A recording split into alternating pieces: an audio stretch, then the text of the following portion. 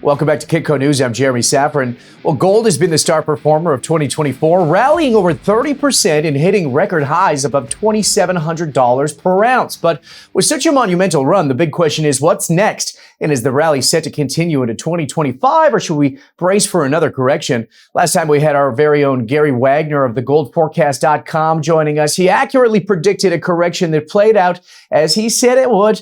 And he's back today to give us an updated technical outlook, including key support targets, what the upcoming Fed meeting means for gold. Gary, great to see you as always. Thanks so much. It's always great to be here. I mean, it's been such a heck of a year so far. I can't even believe that we're going into the end of it. But as I mentioned, Gary, last time we had you on, you mentioned that we are due for a correction in gold's bull run. I mean, it seems like that correction really played out with gold finding support around key levels before heading back up. So, I mean, what's your analysis on where we stand now? Well, if they could put up the chart, it's a basic daily candlestick chart of gold. And as this market went up, it touched as high as $2,800. We're looking at February gold in terms of pricing so that our listeners and viewers have a good sense of what it is. And we finished a full cycle of an Elliott Wave count, which is waves 1 through 5, called the motive phase, which means we go into the corrective phase. Corrective phase is typically an ABC correction. So we went from above 2,800 down to this low at 2,566. That's labeled the A wave. And then typically on a B wave, the basic model is it will fall anywhere between 50 and 75% of the drop in the A wave. And you can see that as it came back up, it came up to 2742. The high that is predicted at 75% is 2762. So not really in the middle, but just above the middle. Now we're in our final C wave. And this is what's thrown many traders off. On a C wave, you're typically going to get a hard fall like you did here. However, you had that strong sell-off day from 2742 down to 2651. One of the largest daily price declines, if not the largest, this year. And we expected it to continue to trade lower. I'll talk about where I think it could go. But out of the last 4 trading days, 3 of them were up. So it seems counterintuitive to the models that we use, at least. I think that we could possibly get what's called a truncated C, meaning it doesn't go to the low achieved, which is 2566, or lower, which would take it as what's called a standard zigzag. But we have to realize as technician that fundamentals are going to drive the market. The technicals are really good for areas of support and resistance where we look for tops or bottoms, but they don't guide the direction. Traders guide the direction, the flow of money into the markets, whether they're buying or selling or sitting on the sidelines. That's the key. And so I think we could get a little pop here. It could be over today. We could get a little pop here. If it breaks above, let's say, 2690, then I think the correction's over. And the way this theory works is it's an 8 count.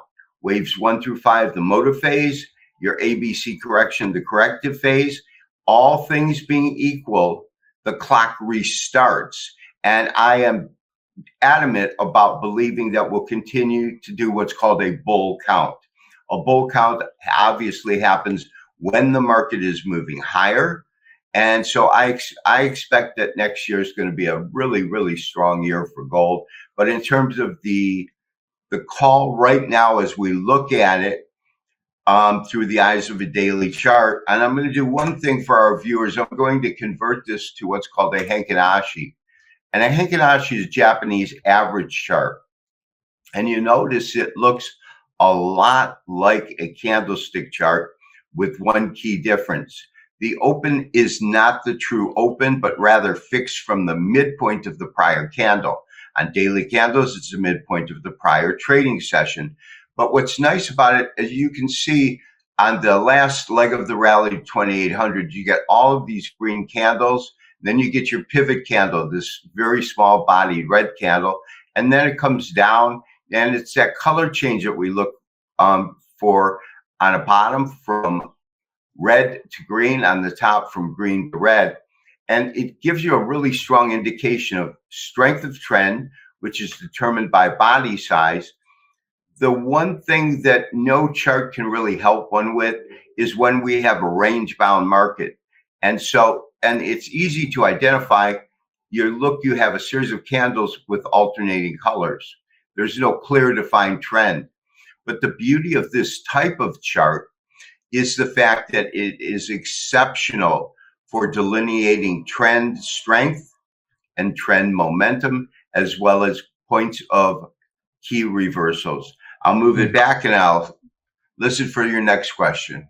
Yeah, well, I'm curious. Okay, pull that out a little bit. I mean, you talked a little bit about those key support levels at 2560 or 2690 rather. Gary, talk to me about December. I mean, we have a lot of things coming up, including that FOMC meeting, and I know that's the macro front. But on the technical side, I mean, what are the key support and resistance targets that you just mentioned? One more time. Well, I mean, resistance is obviously major is above 2800. Yeah. Minor begins, and again, this isn't spot, this futures 2743 is based on this top here. The conclusion of B, as well as you can see, it matches up here and roughly matches up with this area. Mm-hmm. In terms of support, you have to look at support as the most recent low, and that's at 2566. Wow. There's minor support around these lows at about 2640. You know, there's some indicators suggesting that, you know, there's some overbought conditions, while other analysts continue to point for this momentum. So, I mean, where do you see, and what's the signals here for the short-term volatility, you know, pushing into this year? What are your expectations? Well, let's take a look at what those guys are looking at. Let's just adjust this. I'm putting up a stochastic oscillator. I just need to smooth it. And what you do, this is a stochastic oscillator, and to determine overbought, you want to see these two lines, the %D, %K, move above 80. And then what you look for is the cross, and that's when you would typically get your sell signal. You can see that here. You can also see when it moves sideways, it gives you that same noise. So with that in mind, we had a beautiful scenario back on November 14th where it dipped below 20, actually went as low as 2 and crossed. And that was when we got the signal for this buy signal here. So I've used stochastics for 45 years now. Right now, we are neither overbought nor oversold. Overbought is above 80. Oversold is below 20. And we're sitting at roughly at 50. Wow. So we're right in the middle. I can show you other indicators, but for the most part, Jeremy, really what I think technical traders, fundamental traders also are looking at is momentum. Because in the charts we'll look at in a minute, when we look at the year, I'll kind of give you a peek of what I'm looking at for next year, but mostly for December. Mm-hmm. The momentum has been strong. And incredibly, when you look at a monthly chart, it's just literally a vertical line that starts basically in February. But the rally started, I believe, in October of last year. Yeah. Been wild to watch, though, huh, Gary? I mean, you've been doing this a long time. What a crazy year. Okay, well, you just kind of teased it a little bit. I want to look ahead. Many analysts are predicting gold could hit or exceed $3,000 in 2025. I mean, you and I have touched base on this. I mean, obviously, we have the central bank buying. We have potential sticky inflation, you know, with these rate cuts. So do you agree with the bullish outlook? I mean, give me your expectations. What are your thoughts for going into next year? What's 2025 look like? Well, let's first take a look at 2024. Mm-hmm. Because as a market technician, for me to determine a a valid forecast, I need to know where it's been and how it got there, and determine what parameters were in the market to take it to the levels it did, Right. and then determine if those items are still in the market. If we look at the start of January in 2024 up to this high, realize we've still got a month, gold gained 29%, $646. But as I said, I believe that the actual rally began in October. And so you had here 12.27%, 244 plus 646. So you've got $900 in this area. And so far, we have given back roughly 6.65% at current pricing. Of course, if we take it to where this low was, but it's not there now, we were down 9% from there. So we had strong momentum. Now, what was that based on? It was based on central banks accumulating. It was based on inflation. It was based on geopolitical conflicts. And let's take a look at each one of those, and then Fed. And there's other variables. The geopolitical conflicts are still fully in play, although there was a ceasefire on the Lebanon side in Israel, which is a great thing. You don't want that war to widen. There's, in my opinion, that conflict is far from being resolved. Then you've got Ukraine and Russia, and that, in fact, has been ramping up. Biden allows changes the restrictions on targets that can be hit inside Russia. Russia has been devastated. I think they're losing about 15,000 troops per month. They're bringing in North Korean soldiers to aid in the fighting. I think it's just cannon fodder. They're just putting them in the front.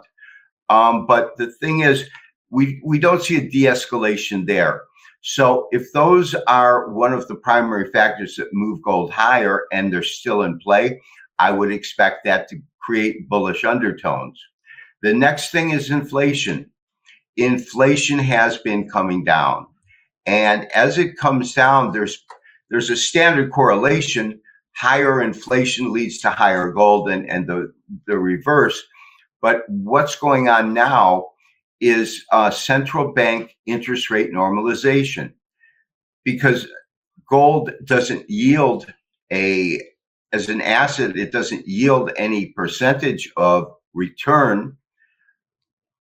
As interest rates move down, it makes bonds, securities, and things like that less attractive because the yields are going down. So I expect the Fed to do a 0.25% rate cut this year or in December.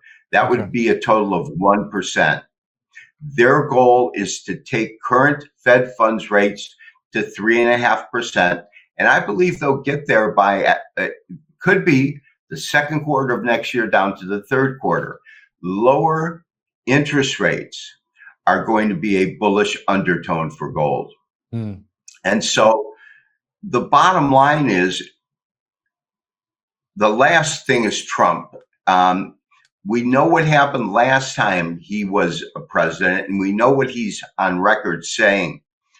He seems to be pretty true to his word, maybe not to the statements he makes sometimes, but if he says he's going to do something, typically we've seen him actually do that. And he's committed to tariffs, not only in Canada and Mexico, which is a new one, but to increase the tariffs in China. Now, what does that mean? If tariffs are 25% and I'm buying a toothbrush from China that's $1, I now pay $1.25. If that isn't the definition of inflation, I don't know what is. Tariffs will create tremendous amount of inflation. He also created more debt for the country. He's not alone in that by any means. That kind of seems to be the standard practice of almost every president that, since I've been around and alive and followed, debt has been accumulating. And so what that does is plays against the currencies and the dollar in particular.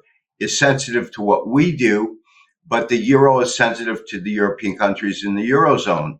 So when we see the fluctuation in the dollar and we look at a dollar chart, been resilient. we're looking been at resilient. Yeah. I'm sorry? Oh, it's been resilient, the dollar too, Gary. It has been, but here's the thing. The resilience that you're looking at is in the relationship to other currencies. Mm-hmm. The dollar this year bought much less than last year, and last year bought much less than the year before. In other words, the value of the dollar, when we look at these charts, we're just comparing them to other currencies. We're not comparing them to the buying power of the dollar. Yeah. And so it becomes a little misleading when we go, the dollar is strong. Well, yeah, it's strong against the euro, and that's important if I'm going to travel overseas and I've got to buy stuff in euros or whatever country I go to. But when we look at North America and you look at Canadians using Canadian dollars and you look at Americans using US dollars and the peso in Mexico, what's important, they don't care what the dollar is in terms of strength in relationship to another currency. That's meaningless. They care about how much it costs for a dozen eggs, a pound of flour, a pound of meat. And the problem that it continues to really be tantamount, and it's the most worrisome item on the agenda for me, is that we talk about dollar strength, but what we should be talking about is dollar strength in terms of buying power. Mm-hmm. And I think the reason they don't is it's a very scary subject when you realize that a $20 bill now maybe could get you a couple, 4 people a cup of coffee at Starbucks, whereas $20 100 years ago, you could buy a suit. Absolutely. Big difference. Yeah. And so what I'm saying is I'm looking at how this market moved, so that we had really gains of about 600. We've got to take back at current pricing about 200. And we haven't finished the month. I would say, regardless of where we do conclude this C wave, even if it's down here, absolutely without any question, we will restart the clock. In other words, we will restart the clock by going wave 1, wave 2, wave 3, wave 4, wave 5. Each of those waves, 1, 3, and 5, go to higher pricing. Then you'll get your correction. All things being equal, we've got 1, 2, 3, 4, 5, and this is the highest price gold's ever been. We'll weather this correction. Once that concludes, the bull count restarts, and that's going to pick up $400 or $500. And how many of them do you get in a year? Typically, you get 2 full counts. And so I'm very bullish. I'm not going to give you my exact numbers yet. We'll save that for the outlook, but I'm exceedingly bullish for gold next year. Interesting. Okay. Well, I mean, there's definitely a bullish case there. Gary, as always, your insights are invaluable, my friend. Where can people find you? The easiest place is thegoldforecast.com. That's where our premium members log on. YouTube channel, The Gold Forecast. And we always offer our Kitco viewers kind of a respect out of loyalty. If you do sign up for the premium service, put Kitco in the coupon box, you get 30% off. All right. Thanks, Gary. Keep it together over there for Hawaii for me. I'm just looking forward to it as weather continues to change over here on the West Coast. Of course, we'll be keeping an eye on those key support levels, targets as we move closer to the Fed's decision. Thanks again for joining us, Gary. Thanks for having me.